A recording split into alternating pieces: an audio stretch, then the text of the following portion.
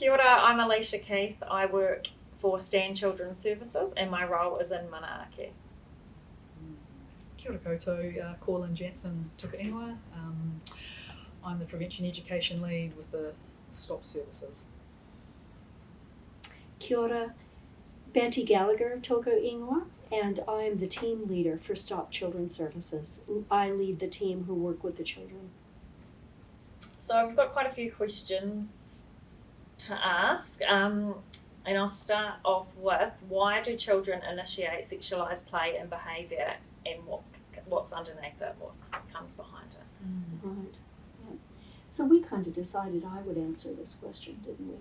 So if you think about children, the language of children is play, and here we're talking today about children under 10, and we probably see children in our office from age 6 to 12, actually.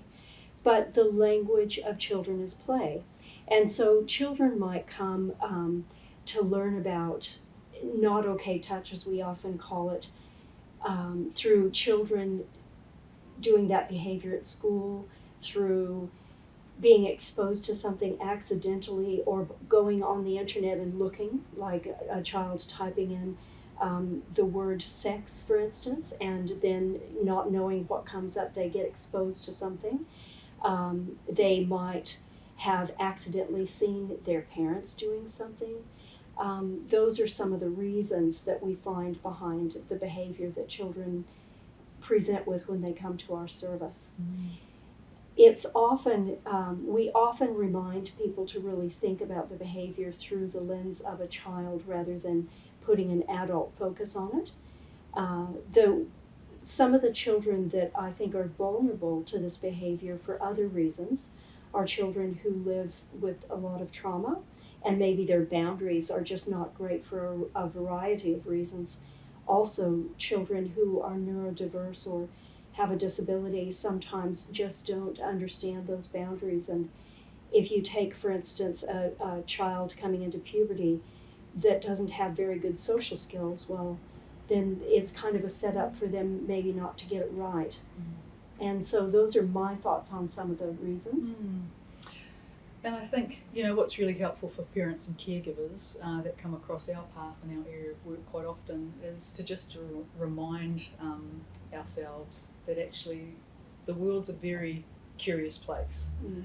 And, over the last, many years, we've had a lot more parents and caregivers and professionals ring up about, 3 and 4 and 5-year-olds at preschool and kindy who perhaps have initiated or have engaged in sexualised play and behaviour. The language is really interesting. Is it sexualised play or is it more inquisitive? And, kids meet developmental milestones with skipping and talking and walking, but there's also a bit of a guide around what might be developmentally age expected also. Yes. Yeah, that's right. Around what children might want to initiate. So there's a whole range of, and the other point I think for parents and caregivers to be reminded of is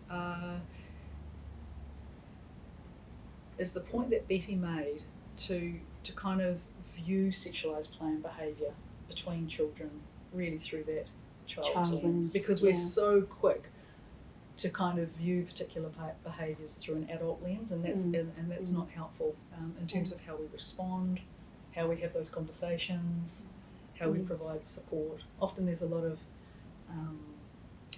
overreaction by adults with children who might be displaying behaviours. Or a balance with that is that people sweep it under the mat because they're not quite sure how to respond. So, can I just say one more thing before we move to the next question? One of the things I thought of in coming here today was I really wanted to put across a message of reassurance for parents. So if your child is involved in some level of behavior that's not okay, a number of parents or caregivers ask me, what does this mean for when they grow up and when they become an adolescent or an adult? And my reassurance is that if we get started in preventing it, it really doesn't mean a lot. We don't want to say that this child is going to become something because of this behavior that's happened in a wee moment in time, probably in a context of things like what we've talked about here. So just reassurance to not go there in your head to far, to what it means later on. Just because a little person might Yes. initiate in bottom games, That's right. it doesn't mean that they're going to continue to do that. Yeah, that's right. I kind of think back to the 70s and 80s where the school of thought was, if a child or a tamariki had been sexually harmed or sexually abused in any way, then they're likely to go on to sexually harm others, and that's certainly not the case. Yeah, especially in today's world of digital exposure, and what our young people are navigating. So part of this talk is to help parents and caregivers and adults to slow down and not be quick to making assumptions, and look at the context, of what's behind the behaviour, what might this behaviour be saying. And if I can use an example there, maybe there's a 6-year-old girl who might be exploring her own private parts, her own genitalia, and as part of that she might want to insert something into her vagina. So the behaviour, we often talk about the traffic lights in terms of green, orange, red, to kind of get a sense of what is age expected here and when to be concerned. The behaviour, we don't want to be encouraging any of our kids to be putting anything in any orifices. That's why we talk about not putting things into noses and ears and eyes, and that also is our bottoms, our anus and our vagina. So the behaviour, we don't want that to be encouraged. However, if parents and caregivers can slow down to understand perhaps what the context might be, and there could be a range of reasons why a little person might be wanting to do that. And this is the part that we really just need to be mindful of, because what if that wee person had had a conversation with a big sister, or had perhaps observed mum changing a tampon in the toilet.